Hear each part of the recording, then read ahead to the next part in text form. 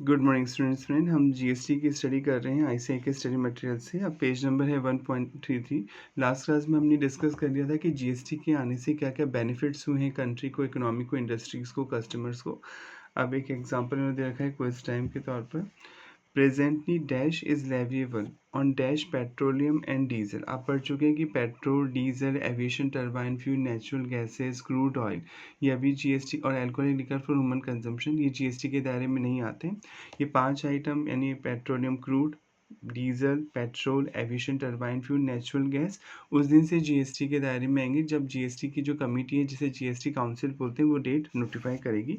तो इन पे वही पुराने टैक्स लगेंगे जो पहले लग रहे थे। यानी जो पेट्रोल डीजल पे एक तो लगती थी सेंट्रल एक्साइज ड्यूटी, आपको पढ़ाया था कि जैसे आप इसे प्रोड्यूस करेंगे, जब कच्चे तेल से आप क्रूड ऑयल से आप पेट्रोल डीजल को प्रोसेस करेंगे, तो एक तो सेंट्रल एक्साइज ड्यूटी लगेगी मैन्युफैक्चर प्रोडक्शन करने पर।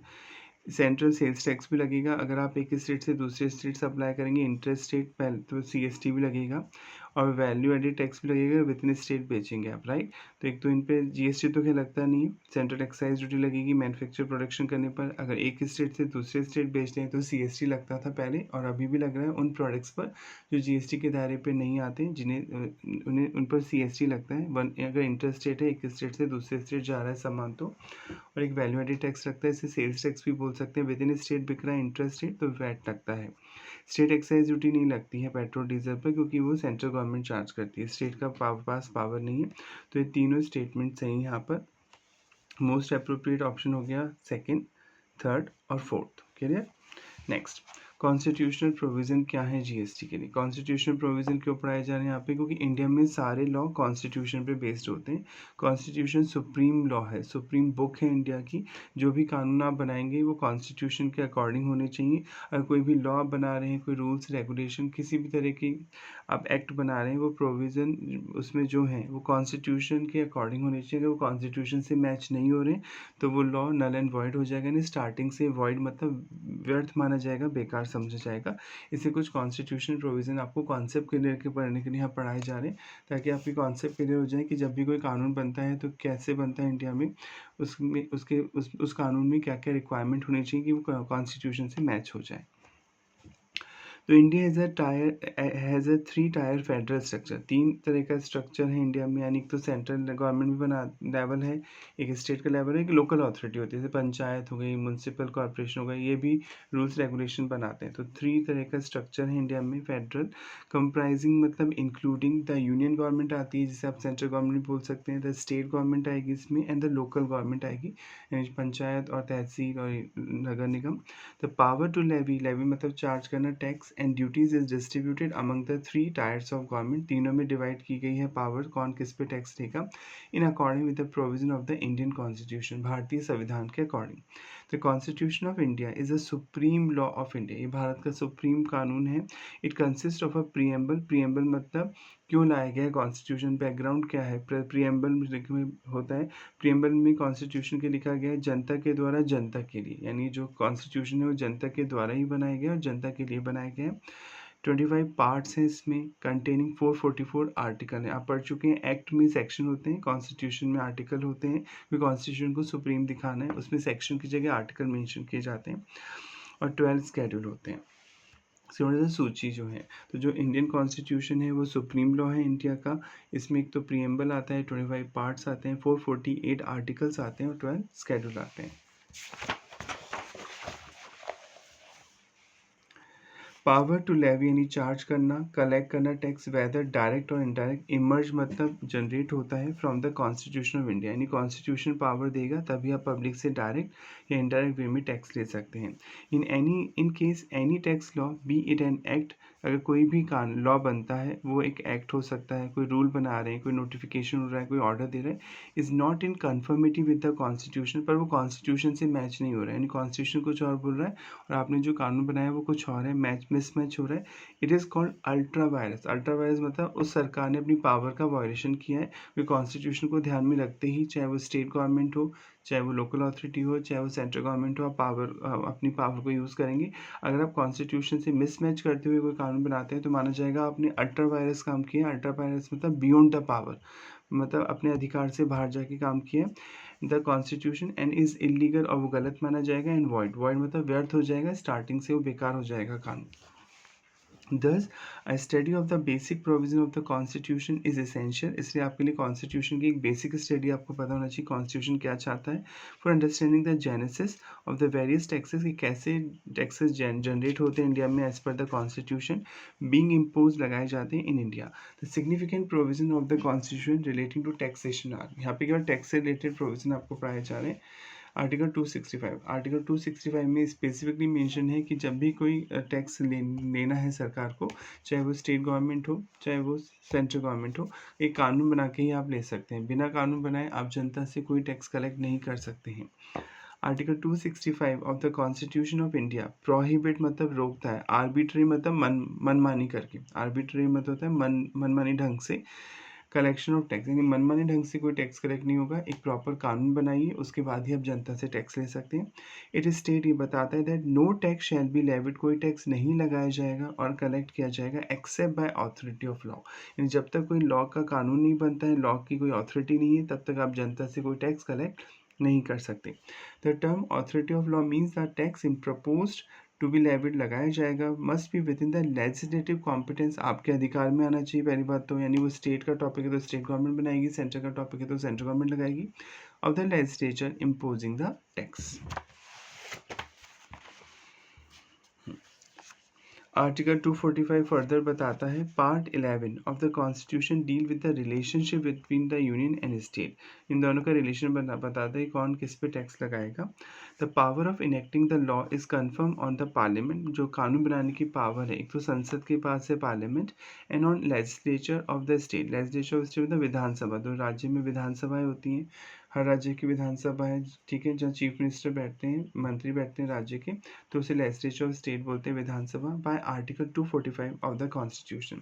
The said article provide that, ये आर्टिकल बोलता क्या है, subject to the provision of the constitution, मतलब कॉमा लग रहा है, देखिए इस लाइन का मतलब हुआ कि संविधान में जो प्रोविजन दिए गए हैं, जो रूल्स रेगुलेशन दिए गए हैं, उन्हें ध्यान में रखते हुए, यानी आप संविधान के प्रोविजंस को ध्यान में रखेंगे, कॉमा पार्लियामेंट में मतलब चाहे तो मेक लॉ बना सकती, कोई कानून बना सकती है, फॉर होल यानी तो पूरे भारत के लिए, और any part of the territory या भारत के किसी हिस्से के लिए of India, and legislature of state, और जो राज्य है वो में कानून बना सकता है फॉर होल यानी पूरे स्टेट के लिए, और any part of the state के लिए। No law made by parliament, यानी जो पार्लियामेंट कानून बनाती है वो पूरे इंडिया के लिए बना सकती है और इंडिया से बाहर के लिए भी बना सकती है, कि भाई ये कानून अगर इंडिया से बाहर भी है, जैसे मान लीजिए कोई इंडियन सिटीजन है, इंडिया से बाहर भी क्राइम करता है, तो उस पर भी इंडियन पीनल कोड अप्लाई हो सकता है, कानून बनाया जा सकता है क्योंकि वो इंडियन सिटीजन है। तो no law made by parliament, कोई भी कानून जो पार्लियामेंट ने बनाया है shall be deem to be invalid, उसे इनवैलिड नहीं माना जाएगा ऑन द ग्राउंड, इस आधार पर that it would have extra territorial operation, कि भैया वो तो इंडिया से बाहर भी अप्लाई हो रहा है, नहीं कर सकती। पार्लियामेंट के पास पावर है कि वो इंडिया के लिए भी लॉ बना सकती है, इंडिया के किसी पार्ट के लिए भी लॉ बना सकती है, और इंडिया से बाहर भी वो लॉ एप्लीकेबल हो सकता है। आप इस आधार पर उस लॉ को इनवैलिड नहीं बोल सकते, गलत नहीं बोल सकते कि भैया ये तो इंडिया से बाहर भी अप्लाई हो रहा है, समझ गए। तो ये पार्लियामेंट के पास पावर होती है।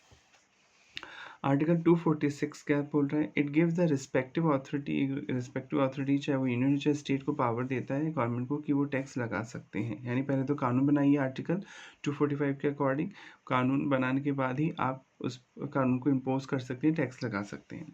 अभी कानून बनाने की पावर मिलती कहाँ से, कैसे पता चलता है कि कौन सा कानून यूनियन गवर्नमेंट बनाएगी, कौन सा कानून सेंट्रल गवर्नमेंट बनाएगी, ठीक है।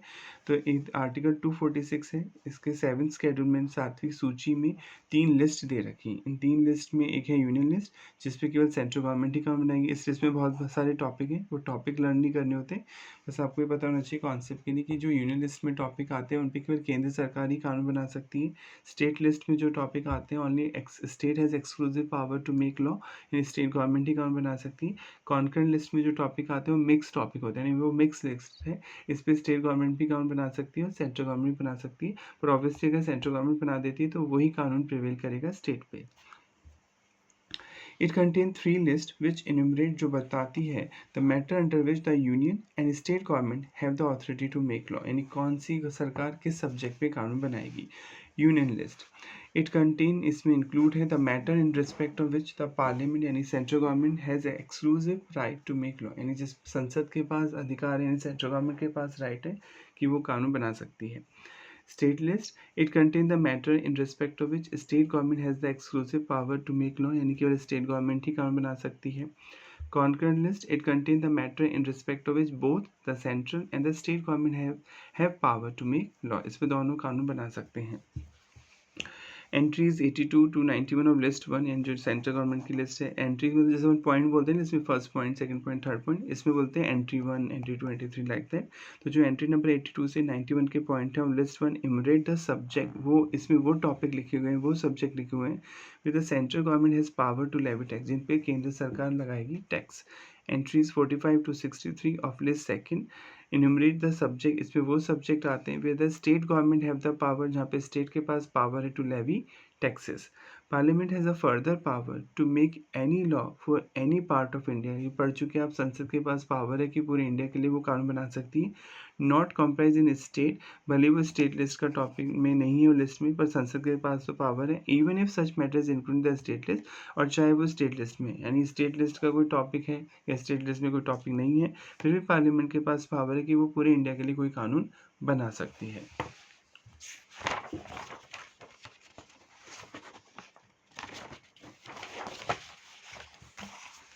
नेक्स्ट पेज पे, जैसे income tax is levied by virtue, by virtue का मतलब होता है इस वजह से। एंट्री नंबर 82 है, यानी पॉइंट नंबर 82 है, ठीक है, यूनियन लिस्ट में, उस वजह से, बाय विर्चू का मतलब होता है इस वजह से, by reason of. Entry number 82 की वजह से इनकम टैक्स लगता है। Tax on income other than agriculture income, agriculture income के अलावा किसी भी इनकम पे टैक्स लेने का राइट केंद्र सरकार के पास में है। अगर आप एग्रीकल्चर इनकम पे टैक्स लेना चाहते हैं तो स्टेट लिस्ट का टॉपिक है। Only state has power to charge any tax on agriculture income. Custom duty भी एंट्री 83 पे, कस्टम ड्यूटी में भी इंपोर्ट एक्सपोर्ट पे लगती है custom duty, import export duty भी बोल सकते हैं आप। जब इंडिया से बाहर सामान जा रहा है तो आपका हो गया एक्सपोर्ट, इंडिया में बाहर से जब कोई सामान आता है तो हो गया एक्सपोर्ट। तो कस्टम ड्यूटी लगती है इंपोर्ट एक्सपोर्ट पर, ये भी सेंट्रल गवर्नमेंट लगाती है। एंट्री नंबर 83 के according duties of custom including export duties of the union list. Power to levy, अब क्वेश्चन उठता है कि जब जीएसटी आ रहा था तो इनमें से किस लिस्ट में था, क्योंकि टॉपिक के नाम दे रखे कि इस टॉपिक पे सेंट्रल गवर्नमेंट रूल बनाएगी, इस टॉपिक पे स्टेट गवर्नमेंट रूल बनाएगी, इस टॉपिक पे दोनों बनाएंगे। अब किस लिस्ट में था, तो आपको सरप्राइज होगा कि जीएसटी का टॉपिक किसी लिस्ट में था ही नहीं। तो जब टॉपिक ही नहीं है, सब्जेक्ट मैटर ही नहीं है, तो कानून तो बन नहीं सकता, क्योंकि इसमें होने चाहिए टॉपिक के नाम। तो फिर सेंट्रल गवर्नमेंट ने क्या किया, कॉन्स्टिट्यूशन को अमेंड किया, क्योंकि टॉपिक के बिना टॉपिक के तो आप बना नहीं सकते ना कानून। और टॉपिक आपको मिलेगा 7th शेड्यूल में, और जो सरकार बना रही है उसकी लिस्ट में मिलेगा, पर वो टॉपिक का नाम एग्जैक्ट होना चाहिए, यानी कि गुड्स टैक्स लिखा है तो बना देंगे चीज़, नहीं, एग्जैक्ट वो नाम इन लिस्ट में होना चाहिए जिसपे आपको कानून बनाना है, वो टॉपिक या सब्जेक्ट मैटर होना चाहिए। अगर नहीं है तो you have to amend constitution first, आपको पहले कॉन्स्टिट्यूशन को चेंज करना पड़ेगा, अमेंड करना पड़ेगा, वो टॉपिक ऐड करना होगा, उसके बाद ही कानून आप बना सकते हैं। इसे सेंट्रल गवर्नमेंट ने कॉन्स्टिट्यूशन को अमेंडमेंट करने के लिए पहले एक कानून बनाया। Power to levy goods and service tax has been confirmed, ये पावर देता है आर्टिकल 246 से नया आर्टिकल जोड़ा गया ऑफ द कॉन्स्टिट्यूशन, संविधान में, which was introduce by the constitution 101 amendment act pass हुआ 2016 में। Before discussing the significant provision of the constitution 101, let us first understand why there arose a need. अब question उठता है क्यों ज़रूरत पड़ी कॉन्स्टिट्यूशन को अमेंड करने की, वो मैंने आपको बता दिया, उसको नीचे ही समझा गया, क्योंकि जीएसटी का टॉपिक था ही नहीं, बिना टॉपिक के कोई भी, यानी कॉन्स्टिट्यूशन पावर ही नहीं दे रहा जीएसटी लगाने की, कोई कॉन्स्टिट्यूशन में वर्ड ही नहीं था गुड्स एंड सर्विसेज टैक्स, तो पहले आप उस वर्ड को ऐड करेंगे, उस टैक्स के नाम को ऐड करेंगे, उसके बाद ही कानून बन सकता है। Need for constitutional amendment, question उठता है कॉन्स्टिट्यूशन को चेंज करने की नीड क्यों हुई। The constitutional provision hitherto had delineated separate power, constitution में सेपरेट पावर दे रखी है कि कौन लगाएगा tax for central and state to impose various taxes. Whereas the central levied excise duty, central government लगाती थी excise duty on all goods produced on manufacture in India. The state government levied value added tax यानी sales tax लगाती थी VAT once the goods enter the stream of trade upon completion of manufacture, in manufacture करने तक तो central government लगाती थी। अगर आप कोई गुड्स मैन्युफैक्चर करते थे तो आपको एक्साइज ड्यूटी यानी प्रोडक्शन टैक्स देना पड़ता था। जब वो फैक्ट्री से बाहर निकल जाता था, जब वो मेन स्ट्रीम लाइन में आता था बिजनेस की, तो फिर वहाँ पे आपको देना पड़ता था सेल्स टैक्स, जिसे वैट बोलते थे, और वो लेती थी state government. In case of inter state sale, inter मतलब अगर एक स्टेट से दूसरे स्टेट सामान आप बेच रहे हैं जहाँ बॉर्डर क्रॉस हो रहा है, तो पहले लगता था CST, सेंट्रल सेल्स टैक्स, भले लगाती सेंट्रल गवर्नमेंट थी पर कलेक्शन का राइट स्टेट को ही दे रखा था। The centre had the power to levy a tax, central government के पास पावर थी टैक्स लगाने की। द सेंट्रल सेल्स टैक्स बोलते थे CST, but the tax was collected and retain, tax collect भी करती थी स्टेट गवर्नमेंट, रिटेन रखती भी अपने पास थी एंटायरली पूरी तरीके से by the state from where the movement of goods start, जहाँ से गुड्स बिक रहे हैं। जैसे राजस्थान से सामान यूपी जा रहा है तो पहले क्या होता था, राजस्थान गवर्नमेंट चार्ज करती थी CST, सेंट्रल सेल्स टैक्स, भली लगाती सेंट्रल गवर्नमेंट थी पर चार्ज कर रही है, सॉरी कलेक्ट कर रही है आपसे राजस्थान की सरकार, और रख भी खुद ही रही है। तो पहले वही सरकार रख लेती थी टैक्स जिस स्टेट से वो सामान मूव कर रहा है, पर अब तो नहीं होता। GST में ऐसा आप पढ़ चुके, GST कंजम्पशन बेस्ड टैक्स है। अगर राजस्थान से सामान यूपी जा रहा है तो यूपी गवर्नमेंट को मिलेगा टैक्स का बेनिफिट, राजस्थान गवर्नमेंट को नहीं मिलेगा। पहले ऐसा नहीं होता था, पहले जहाँ से गुड्स का मूवमेंट स्टार्ट हुआ वही सरकार टैक्स का पेमेंट रख लेती थी। Services were exclusively tax by centre together with applicable cess if any, service tax केवल सेंट्रल गवर्नमेंट लगाती थी सर्विसेज पे। बिसाइड्स इसके अलावा there were state specific levies, बहुत सारे स्टेट टैक्स भी लगते थे, जैसे एंट्री टैक्स, अगर आप एंट्री ले रहे हैं स्टेट में, एक स्टेट से दूसरे स्टेट जा रहे हैं तो एंट्री टैक्स दो, ऑक्ट्रा मतलब चुंगी दो, टोल टैक्स दो गुड्स पे, लग्जरी टैक्स दो अगर लग्जरी आइटम है, एंटरटेनमेंट टैक्स दो मूवी टिकट्स पे, वाटर पार्क पे, लॉटरी बैटिंग टैक्स दो, लॉटरी के टिकट्स बेचने पे, बैट मतलब हॉर्स रेस पे बैट लगती कई स्टेट्स में, local taxes levied by panchayat, कुछ टैक्स लोकल टैक्स लगाती थी पंचायत, नगर निगम, लाइक दैट। ठीक है। लॉटरी बैटिंग गैमलिंग, अगर आपके स्टेट में लॉटरी के टिकट मिलते हैं, ठीक है, कई स्टेट में नहीं मिलते हैं, तो सर ऐसा क्यों होता है, क्योंकि लॉटरी बैटिंग पे कोई भी टैक्स लगाना, इन चीज़ों को बैन करना, लीगलाइज करना स्टेट का टॉपिक, मतलब स्टेट लिस्ट में आता है, स्टेट के अथॉरिटी में आता है। अगर किसी स्टेट में लॉटरी के टिकट मिल रहे हैं तो इट मीन्स वहाँ के स्टेट गवर्नमेंट ने उस एक्टिविटी को लीगलाइज कर रखा है। किसी स्टेट में अगर आप लॉटरी के टिकट नहीं बेच सकते हैं खुलेआम, तो इसका मतलब वहाँ की स्टेट गवर्नमेंट ने उसे बैन कर रखा है। तो ये स्टेट लिस्ट का टॉपिक है। इससे कई जगह वो चीज़ें लीगलाइज हैं, कई जगह वो इलीगल हैं। आगे बढ़ते हैं। With respect to goods imported from outside the country of into India, अगर आप इम्पोर्ट करते थे कोई गुड्स तो कस्टम ड्यूटी देनी पड़ती थी, कस्टम ड्यूटी अभी भी लगती है। Central levied basic custom duty तो अभी भी लगती है, एडिशनल कस्टम ड्यूटी बंद हो चुकी है, क्योंकि एक एडिशनल कस्टम ड्यूटी एक्साइज के बराबर लगती थी कि अगर वही गुड्स इंडिया में बनता, जैसे ये पेन मान लीजिए अमेरिका से इंडिया में इम्पोर्ट हो रहा है, तो पहले ये रूल था कि अगर ये कस्टम ड्यूटी तो लगेगी बेसिक, पर अगर ये इंडिया में ही बनता है इस तरह का पेन, तो उसमें जितनी एक्साइज ड्यूटी लगती है उसके बराबर एडिशनल कस्टम ड्यूटी देनी पड़ती थी, क्योंकि इंपोर्टेड गुड्स क्या होते हैं, सस्ते होते हैं। अगर हम उन्हें कम रेट से बेचेंगे इंडिया में तो हमारा डोमेस्टिक मार्केट बर्बाद हो जाएगा, हमारी घरेलू इंडस्ट्री से तो कोई सामान खरीदेगा ही नहीं। इसे सेंट्रल गवर्नमेंट कहती थी कि अगर यही चीज़ इंडिया में बनती तो उस पर जो एक्साइज ड्यूटी की रेट है, क्योंकि पहले एक्साइज ड्यूटी लगती थी प्रोडक्शन पर, तो उसी रेट से आपको एडिशनल कस्टम ड्यूटी देनी पड़ेगी। ठीक है, अब एडिशनल कस्टम ड्यूटी बंद हो चुकी है, बेसिक कस्टम ड्यूटी तो लगती है अभी भी, पर एडिशनल कस्टम ड्यूटी बंद हो चुकी है क्योंकि एक्साइज बंद हो चुकी, तो वो GST में मर्ज होगी, तो एडिशनल कस्टम ड्यूटी भी GST में मर्ज हो चुकी है। टुगेदर विद एप्लीकेबल सेसेस, कुछ सेस लगते थे extra tax. Introduction of the GST, जब GST आ गया, रिक्वायर्ड अमेंडमेंट हो गया in the constitution to enable integration, मतलब इंटीग्रेट हो गया, टैक्स मर्ज हो गया, अब सेंट्रल एक्साइज ड्यूटी हट गई, एडिशनल ड्यूटी ऑफ कस्टम हट गई, स्टेट वैट यानी स्टेट का सेल्स टैक्स हट गया, and certain state specific taxes भी हट गए, सर्विस टैक्स भी हट गया, इनटू अ कॉम्प्रिहेंसिव गुड्स, एक ब्रॉड स्ट्रक्चर बना GST comprehensive broad goods and service tax, and to empower, empower मतलब किसी को अधिकार देना, किसी को अधिकार देना, टू एम्पावर करना, राइट्स देना, एम्पावर करता है, नहीं दोनों सरकारों को अधिकार देता है, बहुत सेंट्रल स्टेट टू लेवी यानी लगा सकते हैं, चार्ज एंड कलेक्ट GST। आगे बढ़ते हैं।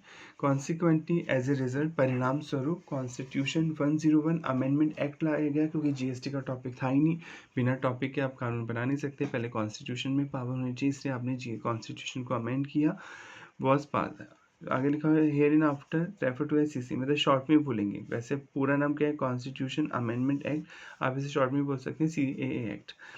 इट हैज़ 20 सेक्शन, इसमें 20 सेक्शन थे। न्यूली इंसर्टेड आर्टिकल 279A जोड़ा गया, एम्पावरिंग, जिसमें पावर दी गई प्रेसिडेंट मतलब राष्ट्रपति को कि वो कमेटी बनाएगा, GST काउंसिल, अभी इसी चैप्टर पढ़ेंगे जहाँ पे मिल के डिसाइड किया जाएगा किस गुड्स पे क्या रेट होनी चाहिए GST की। टू कॉन्स्टिट्यूट GST काउंसिल, एक GST काउंसिल कमेटी बनेगी, नोटिफाई की गई 16 को 2016, रिमेनिंग प्रोविजन इफेक्ट में 16 सितंबर, तो लास्ट के लाइन तो इंपॉर्टेंट नहीं, बस यहीं तक पढ़ना, ये आप चाहें तो हटा भी सकते हैं। CAA शॉर्ट में लिखा हुआ है constitution amendment act 2016 also provide for compensation to state. प्राय था GST कंपनसेशन एक्ट भी बनाया गया कि जिन स्टेट को GST के आने से नुकसान हुआ है उन स्टेट को सेंट्रल गवर्नमेंट भरपाई करेगी। इसके लिए एक एक्ट बनाया गया GST compensation to state act, और वो लग्जरी आइटम पे कलेक्ट करेगी टैक्स और फिर उन स्टेट को देगी जिन स्टेट को GST के आने से लॉस हुआ है ना। प्रीवियस वीडियोज़ में आपको पढ़ाया था, आप देख सकते हैं। Also provide for compensation to state for loss of revenue on account of introduction of goods and service tax. Parliament shall by law on the recommendation of GST tax council यानी संसद GST काउंसिल के कहने पर provide for compensation, उन्हें compensation देगी यानी नुकसान की भरपाई करेगी। कंपनसेशन मतलब किसी को लॉस हुआ तो उसकी भरपाई करना, तो उस वर्ड को हम बोलते हैं compensation to the state for loss of revenue. जिन्हें रेवेन्यू होता है जो पहले जो इनकम होती थी स्टेट को टैक्स से उनको कम हुआ है, arising on account of implementation of goods and service tax for a period of 5 year। 5 साल तक लॉस की भरपाई करेगी। अब नेक्स्ट टॉपिक है significant provision of the constitution 101 amendment act 2016 यानी जो कॉन्स्टिट्यूशन को अमेंड किया गया तो क्या क्या चेंजेस किए गए GST में। कॉन्करेंट पावर, कॉन्करेंट मतलब दोनों को पावर दी गई, पार्लियामेंट को भी दी गई नहीं सेंट्रल गवर्नमेंट, स्टेट लेजिस्लेचर मतलब राज्य की विधानसभा को भी दी गई टू मेक लॉ कि वो कानून बनाएंगी, गवर्निंग टैक्स लगा सकती हैं गुड्स एंड सर्विसेज में, यानी दोनों को पावर दी गई कि दोनों सरकारें टैक्स लगा सकती हैं, इसलिए CST भी लगता है और SGST भी लगता है। लेवी और मतलब चार्ज करना, integrated goods and service tax IGST आप पढ़ चुके हैं। जब एक स्टेट से दूसरे स्टेट सामान बेचते हैं, यानी बॉर्डर क्रॉस हो रहा है, या तो एक स्टेट से दूसरे स्टेट बेच रहे हैं, या एक यूनियन टेरिटरी से दूसरी यूनियन टेरिटरी बेच रहे हैं, या एक स्टेट से यूनियन टेरिटरी को बेच रहे हैं, जब भी बॉर्डर क्रॉस हो रहा है वहाँ पे IGST लगता है। और inter state transaction of goods and services to be levied charge होता है एंड कलेक्ट होता है by the central government, collect करती है and apportion between the union state, और इस पैसे को बांटा जाता है स्टेट, यानी जो सेंट्रल गवर्नमेंट पैसा कर रही है जैसे आप IGST बोल रहे हैं उससे बांटा जाएगा यूनियन एंड स्टेट गवर्नमेंट के बीच में, इन मैनर उस तरीके से बांटा जाएगा by the parliament by law as per the recommendation of GST council, यानी जो पैसा कलेक्ट होगा IGST के नाम से सेंट्रल गवर्नमेंट वो पूरा अपने पास नहीं रखेगी, वो उस स्टेट को भी ट्रांसफर करेगी जहाँ पे उस गुड्स का कंजम्पशन हो रहा है। वही GST कंजम्पशन बेस्ड टैक्स है, डेस्टिनेशन बेस्ड टैक्स है, जहाँ पे वो गुड्स कंज्यूम हो रहा है उस स्टेट को टैक्स का बेनिफिट ट्रांसफर करेगी। Principle for determining the place of supply, कैसे पता चलेगा प्लेस ऑफ सप्लाई क्या है। अब सर ये प्लेस ऑफ सप्लाई क्या है, वैसे एक चैप्टर ही आएगा पर आप समझ लें प्लेस ऑफ सप्लाई, शॉर्ट में POS बोल सकते हैं, place of supply. Place of supply पहले तो हम इजी एग्जांपल समझते हैं, जैसे मिस्टर A ये राजस्थान में रहता है, मिस्टर B ये यूपी में रहता है, ठीक है, एक राजस्थान में रहता है यूपी में रहता है। अब एक कोई सामान इसे भेज रहा है, बेच रहा है यानी सप्लाई कर रहा है B को, तो एक यहाँ पे क्या हो गई इंटर स्टेट सेल हो गई, ये तो आपको समझ में आ रहा होगा, बॉर्डर क्रॉस हो रहा है तो इसे बोलते हैं इंटर स्टेट सेल। ए ने गुड्स भेजा सप्लाई किया B को, ठीक है, तो यहाँ पे क्या लगेगा IGST integrated goods and services tax यहाँ पे चार्ज होगा, क्योंकि प्लेस ऑफ सप्लाई मतलब मूव हो रहा है गुड्स की डिलीवरी, प्लेस ऑफ सप्लाई मतलब जहाँ पे आप गुड्स की डिलीवरी दे रहे हैं, सर्विस को प्रोवाइड कर रहे हैं, तो प्लेस ऑफ सप्लाई यूपी है, बॉर्डर क्रॉस हो रहा है तो यहाँ पे IGST लगेगा। ये तो ईजी था कि प्लेस ऑफ सप्लाई मतलब इसलिए देखना ज़रूरी है कि हमें कौन सा टैक्स लगाना है। अगर विद इन स्टेट हो रहा है तो लगेगा CGST और SGST, और प्लेस ऑफ सप्लाई आउटसाइड है ये बॉर्डर क्रॉस हो रहा है तो IGST लगेगा। ये तो सिंपल एग्जांपल है। अब दूसरा एग्जांपल, मान लीजिए मिस्टर A,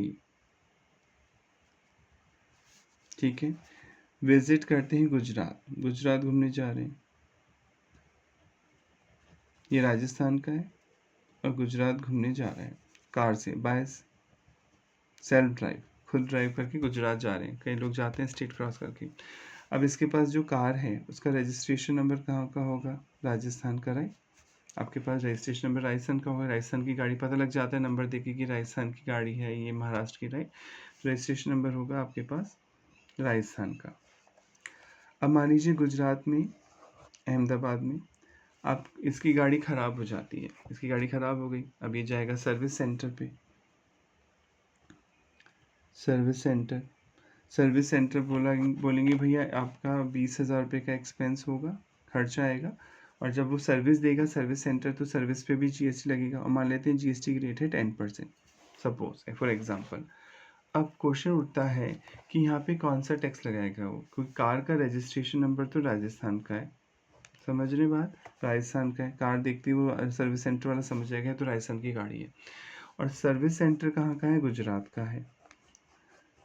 तो अब क्वेश्चन उठता है जब वो बिल बनाएगा 20,000 तो सर्विस चार्जेस हैं, प्लस वो टैक्स लगाएगा। अब क्वेश्चन उठता है वो CGST लगाए या SGST लगाए, आधा आधा 5-5%, या एक ही नाम से IGST लगाए, क्योंकि गाड़ी तो बाहर के नंबर की है तो माना जाएगा वो राजस्थान के आदमी को सर्विस दे रहा है।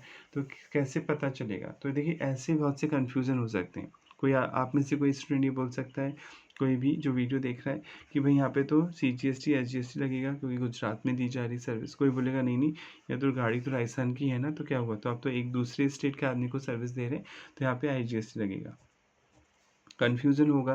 तो कुछ रूल्स बनाए गए हैं कि कैसे पता चलेगा प्लेस ऑफ सप्लाई, क्या, ताकि कन्फ्यूज़न क्रिएट नहीं हो, लोगों को समझ में आ जाए, कि ताकि सब लोग एक ही वे में काम करें। तो मैं आपको एग्जांपल, इस चैप्टर भी पढ़ेंगे आगे कि कैसे पता चलेगा इस केस में प्लेस ऑफ सप्लाई क्या है, कि राजस्थान को माना जाएगा। अगर आप राजस्थान को मानेंगे प्लेस ऑफ सप्लाई की राजस्थान के आदमी को दी है, वहाँ का आदमी, तब तो IGST लगेगा। और अगर आप गुजरात मानेंगे तो CGST SGST लगेगा। तो एक रूल बनाया टैक्स वालों ने कि वहाँ पे लिखा कि जहाँ पे फिजिकल अवेलेबिलिटी है, यानी आपको वो गुड्स ले जाना पड़ता है और फिर वहाँ पे अब वो सर्विस देता है। जैसे आप कार को लेके जाएंगे सर्विस स्टेशन पे, राइट, ठीक है, आप बाल कटिंग घर पे भी करा सकते हैं, वैसे अब जाना ही पड़ता है कई बार, जनरली तो जाते ही हैं, राइट। तो अगर आप ऐसी जगह खुद फिजिकल अवेलेबल करा रहे हैं किसी को गुड्स को, राइट, तो फिर माना जाएगा आप लोकल ही है। फिर वहाँ जो वहाँ का सेंटर है उसी के अकॉर्डिंग टैक्स चार्ज होगा। यहाँ पे फिजिकल अवेलेबल हो रही है गाड़ी, राइट, वो राजस्थान आके थोड़ी दे रहा है सर्विस, आप फिजिकली अवेलेबल करा रहे हैं अहमदाबाद में अपनी कार, तो वहाँ पे CGST और SGST ही चार्ज होगा। यानी जहाँ पे फिजिकल अवेलेबल करा रहे हैं आप कोई चीज़, तो उसी वहीं इस पे लगेगा टैक्स, उसी के अकॉर्डिंग लगाया जाएगा टैक्स। तो यहाँ पे CGST और SGST ही चार्ज होगा। इन कन्फ्यूज़न को दूर करने के लिए एक चैप्टर बनाया, रूल बनाया, प्लेस ऑफ सप्लाई कैसे डिसाइड होता है। क्लियर? कोई प्रॉब्लम है, कोई डाउट है तो आप पूछ सकते हैं। एक और एग्जाम्पल लेते हैं। मान लीजिए मिस्टर एक आर्किटेक्ट है, आर्किटेक्ट तो समझते ही हैं, जो मैप वगैरह नक्शा वगैरह बनाता है, मकान पे सर्विसेज देता है। मिस्टर D ये बायर है, ठीक है, मिस्टर D मुंबई में रहते हैं, मिस्टर A भी मुंबई में रहता है, दोनों मुंबई में रहते हैं, ठीक है। मिस्टर D की एक प्रॉपर्टी है, ठीक है, राजस्थान में एक प्रॉपर्टी है, राजस्थान में सिचुएटेड प्लॉट है या प्रॉपर्टी। अब मिस्टर D इस पे कंस्ट्रक्ट कराना चाहते हैं, कोई नक्शा बनवाना चाहते हैं और कंस्ट्रक्ट कराना चाहते हैं, तो वो एक को हायर करते हैं कि भैया तुम एक मैप बनाओ। मैप बनाना पड़ता है, नक्शा मकान बनवा रहे हैं, और टाइम टू टाइम तुम विजिट करोगे राजस्थान की प्रॉपर्टी, कि उस मैप के अकॉर्डिंग, कि मैप के अकॉर्डिंग वो मकान बन रहा है नहीं बन रहा है। आर्किटेक्ट सर्विस देता है, टाइम टू टाइम विजिट भी करता है, right.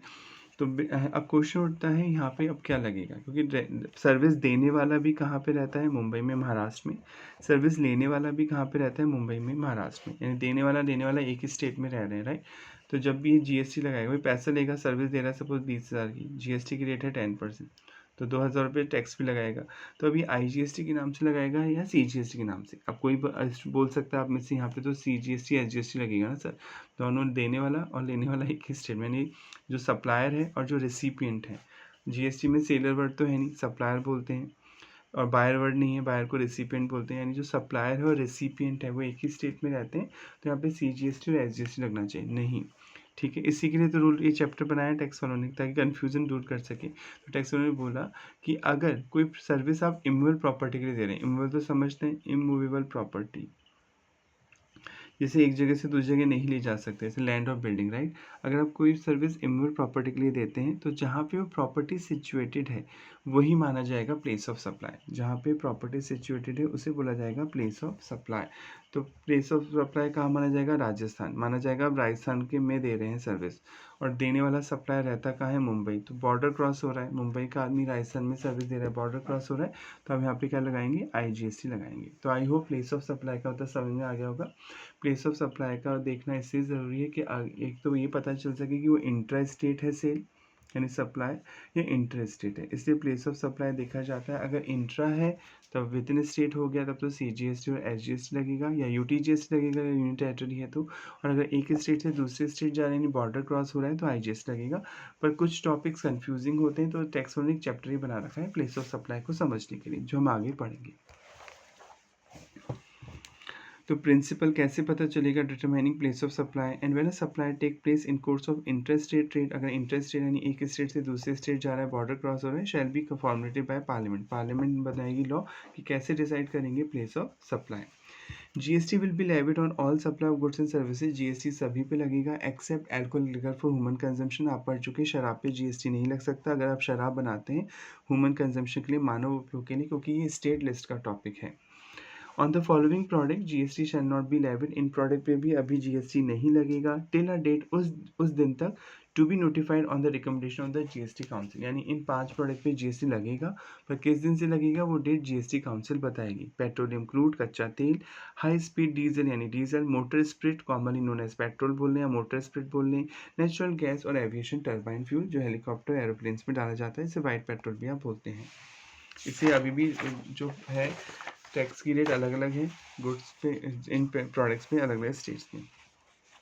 The union government shall retain the power, retain मतलब यूनियन अपने पास पावर रखी है यूनियन गवर्नमेंट ने, central government, to levy duties of excise. यानी एक्साइज ड्यूटी भी लगती है टबैको एंड टबैको प्रोडक्ट्स पे मैन्युफैक्चर इंडिया। आपने पढ़ा था लास्ट क्लास में कि तंबाकू एक ऐसा प्रोडक्ट है जिसपे GST भी लगेगा और पुराने टैक्सेस भी लगेंगे, यानी सेंट्रल एक्साइज ड्यूटी लगेगी यानी प्रोडक्शन पे, और अगर आप बेचेंगे इसको इधर से उधर तो आपको टैक्स भी देना पड़ेगा। क्लियर हो गया। तंबाकू पे लगेगा, एक तो आपकी सेंट्रल एक्साइज ड्यूटी भी लगेगी और आपका वो GST भी लगेगा। Article 279A of the constitution empower मतलब अधिकार देता है प्रेसिडेंट को to constitute a joint forum की हुई कमेटी बनाएगा सेंट्रल स्टेट के, जैसे GST काउंसिल बोलेंगे, goods and service tax council. Provision relating to GST council came into force 12 सितंबर 16 को। कॉन्स्टिट्यूशन प्रेस सरकार जो उस टाइम प्रेसिडेंट थे आपके प्रणब मुखर्जी, उन्होंने GST काउंसिल बनाई थी 15 सितंबर को। आगे लिखा हुआ है GST काउंसिल क्या क्या काम करेगी, वैसे इसकी डिटेल आगे भी आएगी पर यहाँ पे शॉर्ट में दे रखा है। Union finance minister is the chairman, जो निर्मला सीतारमण जी हैं यानी जो फाइनेंस मिनिस्टर है अभी, वो इसकी चेयरपर्सन होंगी of this council. Minister of in charge of finance और टैक्सेशन और other minister nominated by each state. हर स्टेट का एक नॉमिनी होगा, ठीक है। हर स्टेट अपने यहाँ पर एक मेंबर को भेजेगा इस कमेटी में मीटिंग में पार्टिसिपेट करने के लिए विद लेजिस्लेचर इट्स मेंबर। और जो यूनियन टेरिटरी के खुद का लेजिस्लेचर, जो यूनियन टेरिटरी ने खुद की विधानसभा बना रखी है, जैसे दिल्ली एक यूनियन टेरिटरी भी है, ठीक है, दिल्ली एक स्टेट भी है, राइट। पौंडीचेरी, ठीक है, और जम्मू एंड कश्मीर, भाई ये भले यूनियन टेरिटरी पर इन्हें स्टेट का दर्जा दे रखा है, ठीक है, क्योंकि इन्होंने यहाँ पे खुद की विधानसभा बना रखी है। तो अगर आप दिल्ली में शॉपिंग करेंगे या फिर आप पौंडीचेरी में शॉपिंग करेंगे या फिर आप जम्मू कश्मीर में शॉपिंग करेंगे तो वहाँ CGST और प्लस का लगेगा SGST, वहाँ UTGST नहीं लगेगा। ऑल्दो वो यूनियन टेरिटरी भी है पर उन्होंने खुद की लेजिस्लेचर बना रखी है, खुद की विधानसभा बना रखी है, तो वहाँ पे CGST प्लस SGST ही चार्ज होगा। बिसाइड इसके अलावा the union minister of state in charge, जो सरकार का यूनियन मिनिस्टर स्टेट इंचार्ज होता है फाइनेंस, वो ऑल्सो मेंबर होगा। यानी सेंट्रल गवर्नमेंट के तो 2 लोग होंगे, एक तो जो फाइनेंस मिनिस्टर होगा एट प्रेजेंट, वो चेयरपर्सन होगा।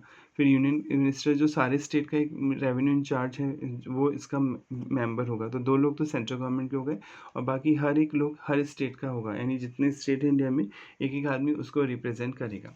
The function of the council is to make recommendation, recommendation इसका काम क्या है, कमेटी का सुझाव देना टू द यूनियन यानी सेंटर को एंड स्टेट को ऑन इंपॉर्टेंट इशू, जैसे टैक्स की रेट क्या होनी चाहिए किसी प्रोडक्ट पे, एग्जाम्पशन क्या होनी चाहिए, एग्जाम्पल टैक्स से छूट किस प्रोडक्ट को दें, थ्रेशोल्ड लिमिट क्या होनी चाहिए कि इस लिमिट के बाद GST रजिस्ट्रेशन जरूरी होगा, इस लिमिट से नीचे जरूरी नहीं होगा। थ्रेशोल्ड मतलब एग्जाम्पशन लिमिट की मैक्सिमम एग्जाम्पशन लिमिट, कि इस लिमिट तक अगर आपका सामान बिक रहा है तो GST नंबर जरूरी नहीं है, इससे ज़्यादा है तो ज़रूरी है। डिस्प्यूट रेजोल्यूशन होगा, कोई डिस्प्यूट होता है गवर्नमेंट्स के बीच तो उसे कैसे निपटाया जाएगा। The concept of declare good, अब डिक्लेयर गुड्स का कॉन्सेप्ट खत्म हो गया। पहले क्या होता था, कुछ गुड्स बहुत इंपॉर्टेंट नेचर के होते थे तो सेंट्रल गवर्नमेंट उन्हें स्पेशल इंपॉर्टेंस की मान लेती थी, क्योंकि कुछ गुड्स कुछ ही स्टेट में होते हैं, हर स्टेट में नहीं होते, ठीक है। तो जैसे फॉर एग्जांपल अगर आप लें, जैसे मार्बल अगर आप निकालेंगे तो मार्बल आपको राजस्थान गुजरात में मिलेगा जनरली, जो कोटा स्टोन मार्बल होता है निकलता है जो माइन से, तो वो एक जगह एक ही स्टेट में निकलेगा। तो स्टेट गवर्नमेंट क्या करती थी, पहले ज़्यादा टैक्स लगाती थी क्योंकि उस पर स्टेट का ही राइट था उस गुड्स पे, क्योंकि उस स्टेट के पास ही वो सामान दूसरे के पास नहीं है, तो फिर दूसरे स्टेट के लिए बहुत ज़्यादा महंगा हो जाता था वो चीज़। तो ऐसे गुड्स को डिक्लेयर गुड्स की कैटेगरी में डाल दिया जाता था, पहले की बात बताई जा रही है। तो गवर्नमेंट जब उसे डिक्लेयर गुड्स की कैटेगरी में डाल देती थी तो स्टेट गवर्नमेंट के हाथ बन जाते थे कि भैया इन गुड्स पे इस रेट से ज़्यादा टैक्स नहीं लगाओगे तुम, इससे कम लगा सकते हो, मैक्सिमम रेट डिसाइड हो जाती थी। तो अब वो प्रोविज़न हट चुका है। Under the constitution is done away, अब वो हट चुका है। With earlier certain restriction were place on the power, state पे कुछ रिस्ट्रिक्शन लगाई जाती थी कि वो इन गुड्स पे एक लिमिट तक ही टैक्स लगा सकता है, मनमानी से ज़्यादा टैक्स वसूल नहीं कर सकता। ट्रांजिशनल प्रोविज़न मतलब अब जब जीएसटी आया तो पुराने टैक्स बंद हुए, तो कुछ पुराने टैक्स जो जीएसटी से इनकंसिस्टेंट मतलब मैच नहीं हो रहे थे, तो वो उन टैक्स को टाइम पीरियड दिया गया था कि 1 साल में स्टेट गवर्नमेंट उन टैक्सेस को ख़त्म कर दी, या तो अभी ख़त्म कर दी इमीडिएटली, या विद इन जीएसटी आने के 1 साल के अंदर ख़त्म कर दी, क्योंकि वो टैक्स जीएसटी में मर्ज हो चुके हैं। Transitional provision to take care of any inconsistency मतलब वो मिसमैच हो रहे थे, मैच नहीं हो रहे थे with respect to law relating to tax on goods और सर्विस और both in force in any state, अगर वो किसी स्टेट में चल रहा था कोई कानून, such tax to be continue to be in force until amended, यानी वो टैक्स चलेगा जब तक वो अमेंड नहीं हो जाएगा या रिपील मतलब हट नहीं जाएगा, until expiration of 1 year from the commencement GST whichever is earlier। GST आने के 1 साल के अंदर आप उन पुराने टैक्सेस को बंद करिए, क्योंकि अब वो जो टैक्स जीएसटी में मर्ज हो चुके हैं अब वो दोबारा नहीं लगा सकते। तो आई होप यहाँ तक क्लियर हो गया होगा। अगर कोई डाउट है तो आप अपना कमेंट करके पूछ सकते हैं। नेक्स्ट क्लास में मिलते हैं। Thank you so much.